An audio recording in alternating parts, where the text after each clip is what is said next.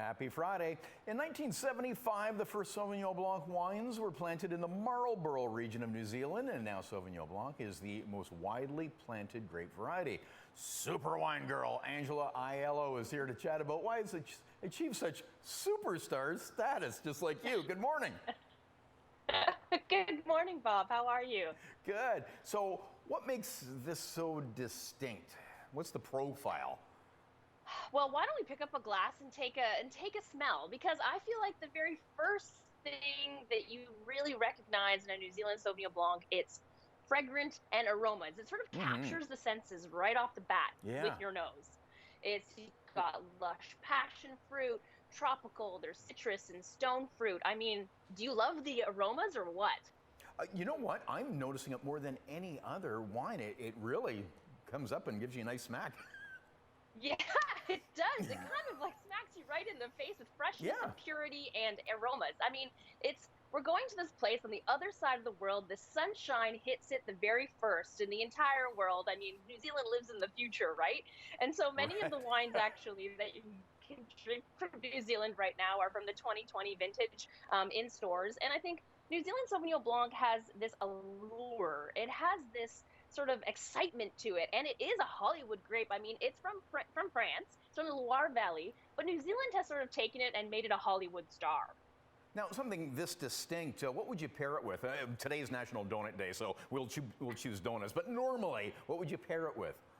Oh, absolutely. This could go with some amazing donuts, but I also think that this wine has the capacity to elevate, a really amazing meal. Seafood obviously is one of the amazing ways that you can elevate a meal, and I love that with stone crab, snow crab. You've got lobster. I mean, spot prawns. Everything kind of in that elevated seafood realm is an amazing match with Sauvignon Blanc. And I mean, what you really want to do in the effort of food and wine pairing too is you have this fresh floral kind of passion fruit, gooseberry, these amazing notes in the aromas. And if you pair it with something maybe that has a little bit of earthiness, you've got goat's cheese, even, those seafood elements I was just talking about, you kind of have this really amazing adventure on your palate. Okay, what are we opening here today? Okay, so we have, why don't you pick up the Villa Maria here?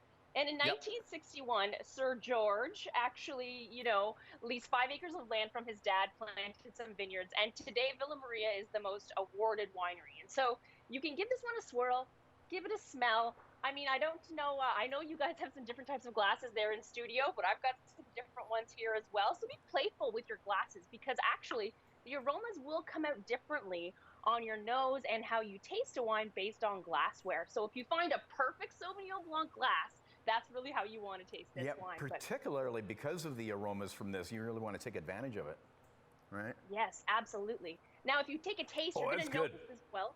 Did I jump the gun? Yeah, of course. That acid is really also jumping out. So we have fresh fruit aromas. We also have this acid that makes it perfectly pairable with so many great foods.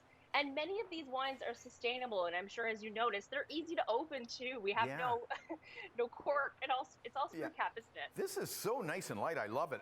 We only have a minute left, and we have 2 more to get to here.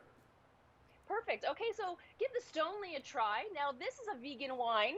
It's filtered with pea protein and bentonite clay, and it's from the oldest Sauvignon Blanc vines in Marlborough, and it's grown on the Golden Mile. The reason it's called Stoneleigh is because the stones radiate the sun from the daytime, and they help keep the vines warm at night. So you're going to taste a lot of passion fruit and grapefruit on this wine as well. Yeah, that's another nice light one. And our final one?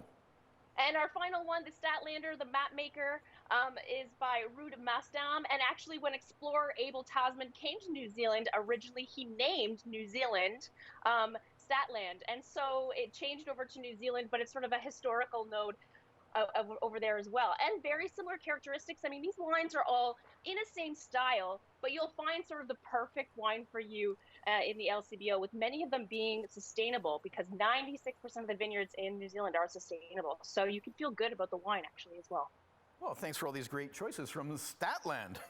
Hey, we're going to link up your website. Super wine girl, Angela Aiello. Happy Friday. Have a great weekend. Cheers.